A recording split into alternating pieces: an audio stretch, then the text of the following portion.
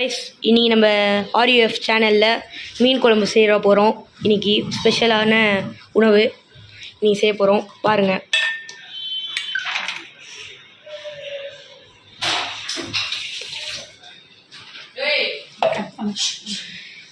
இப்போ நம்ம அரைச்சிட்டு மீன் குழம்பு செய்யலாம்.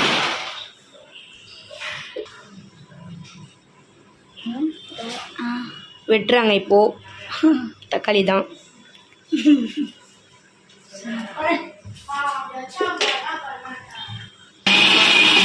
அரைக்கிறாங்க இப்போ.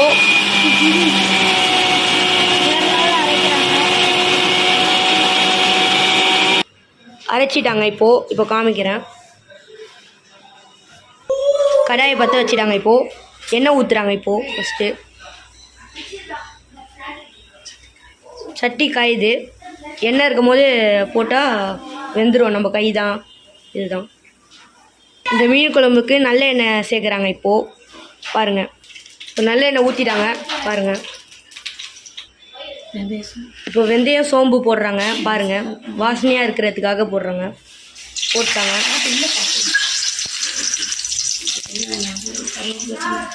கருவேப்பிலை, சின்ன வெங்காயம் பாருங்கள்.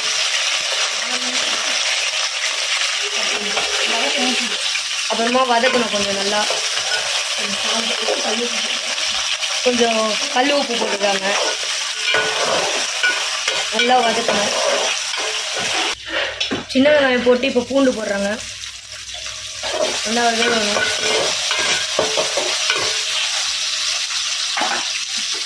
வெந்த பிறகு தக்காளி போடணும். தக்காளி போடுறாங்க. நல்லா வேகணும். நல்லா கிண்டிட்டு வேகணும். இப்போ மஞ்சத்தூள் போடுறாங்க ஒரு 2 ஸ்பூன்.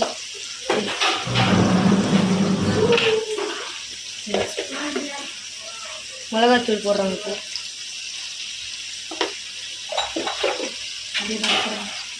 அப்படியே வதக்குறாங்க.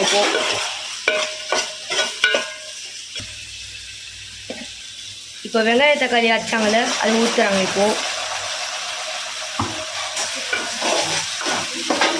நல்லா இது பண்ணிப்போம். அதோட புளி கரைச்சி புளி கரைச்சி ஊற்றுறாங்க.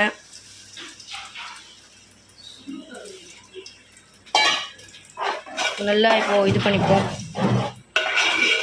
பிளெண்ட் பண்ணிப்போம். இப்போது மீன் குழம்பு மசாலா போடுறாங்க பாருங்கள். நல்லா கிண்டிப்போம்.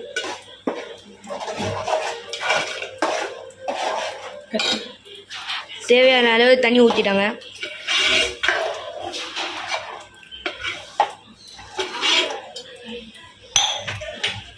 இப்போ தேவையான அளவு ஃப்ளேமில் வச்சு கொதிக்க விட்றாங்க. போட்டு மூடிடுவாங்க. ஹலோ வியூவர்ஸ், இப்போ மீன் குழம்பு கொதிச்சிச்சு. இப்போது மீனும் மாங்காவும் போடுறாங்க.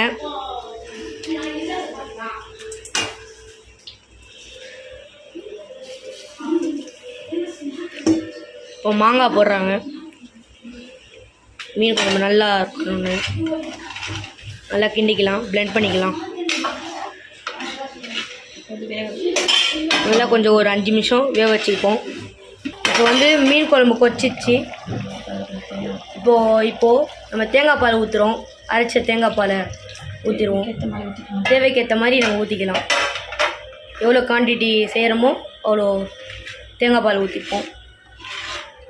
கொதிக்க வச்சுட்டு டேஸ்ட்டு பார்ப்போம். அப்புறமா கொதிக்க வச்சுட்டு டேஸ்ட்டு பார்ப்போம். தேங்காய் ஊற்றி மீன் குழம்பு கொதிச்சிச்சு. இப்போ டேஸ்ட்டு பார்ப்போம்.